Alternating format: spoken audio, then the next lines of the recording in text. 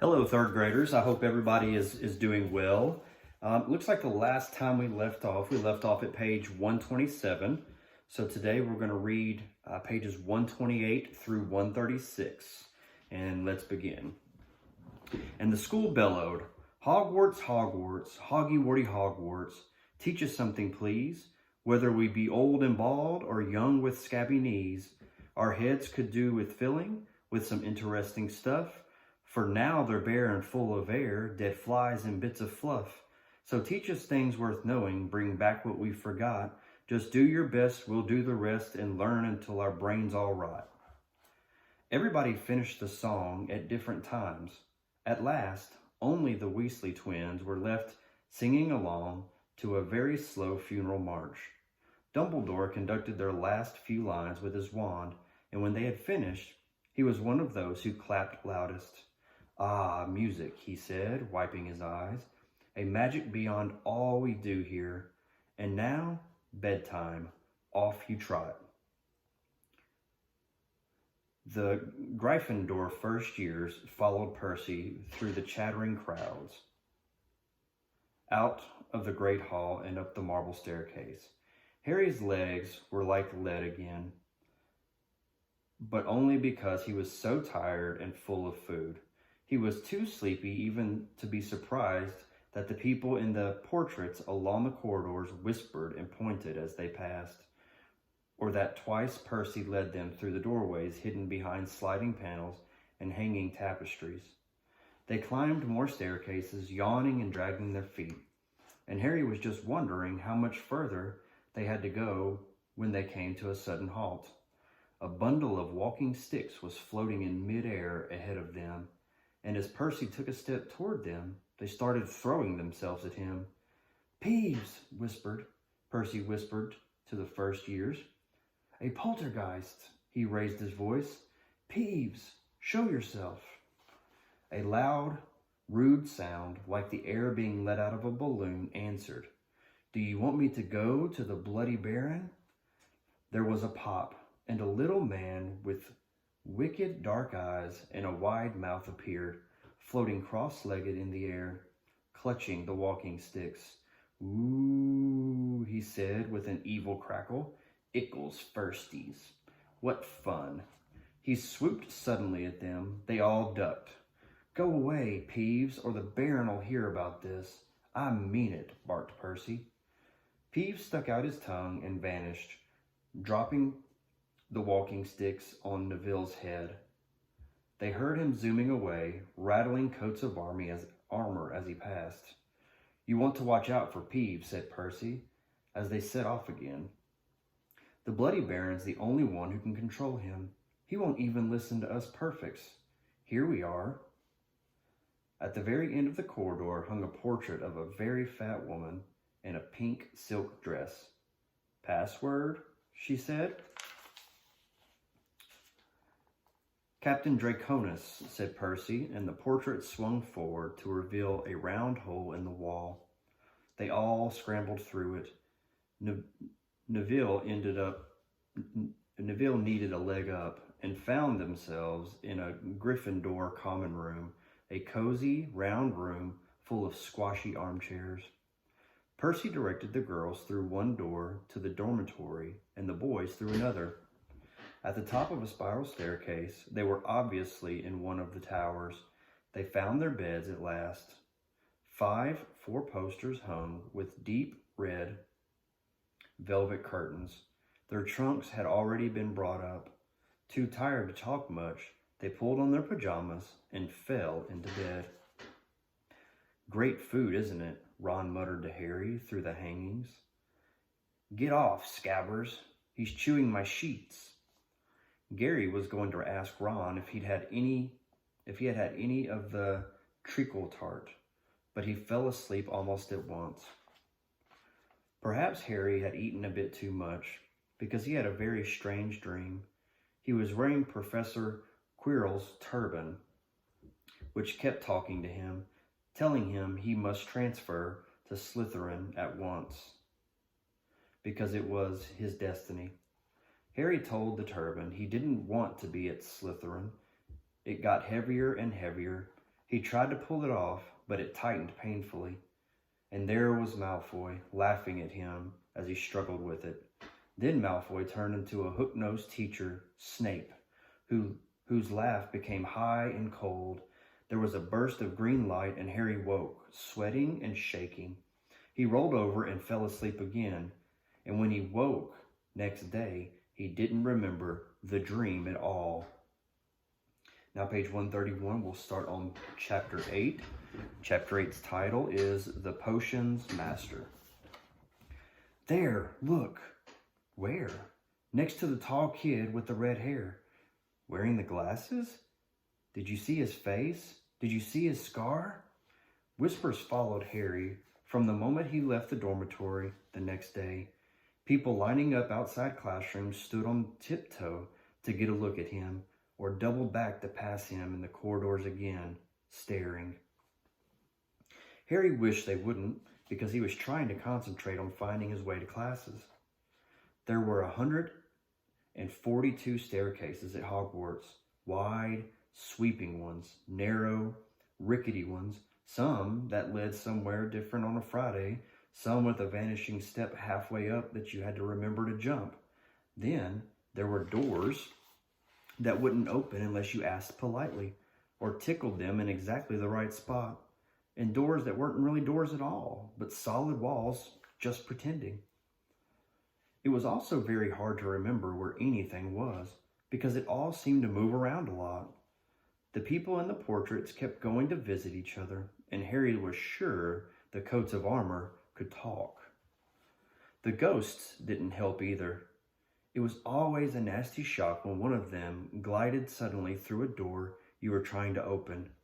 Nearly headless Nick was always happy to point new Gryffindors in the right direction, but Peeves the Poltergeist was worth 2 locked doors and a trick staircase if you met him when you were late for class. He would drop waste paper baskets on your head, pull rugs from under your feet, pelt you with bits of chalk, or sneak up behind you, invisible, grab your nose and screech, "Got your conch!" Even worse than Peeves, if that was possible, was the caretaker, Argus Filch.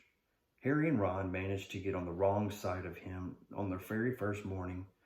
Filch found them trying to force their way through a door that unluckily turned out to be the entrance to the out-of-bounds corridor on the 3rd floor.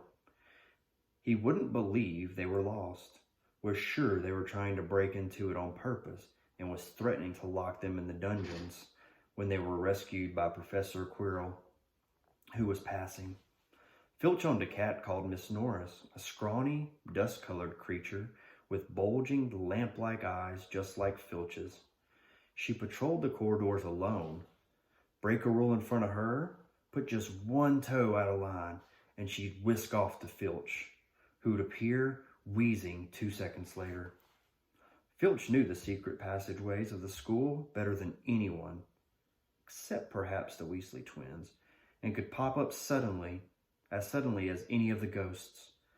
The students all hated him, and it was the dearest ambition of many to give Miss Norris a good kick. And then, once you had managed to find them, there were the classes themselves. There was a lot more to magic, as Harry quickly found out, than waving your wand and saying a few funny words. They had to study the night skies through their telescopes every Wednesday at midnight and learn the names of different stars and the movements of the planets. 3 times a week, they went out to the greenhouses behind the castle to study herbology with a dumpy little witch called Professor Sprout, where they learned how to take care of all the strange plants and fungi and found out what they were used for. Easily the most boring class was History of Magic, which was the only one taught by a ghost. Professor Binns had been there very old indeed when he had fallen asleep in front of the staff room fire and got up next morning to teach, leaving his body behind him. Binns droned on and on while they scribbled down names and dates and got Emmerich the Evil and Uric the Oddball mixed up. Professor Flitwick, the charms teacher, was a tiny little wizard who had to stand on a pile of books to see over his desk.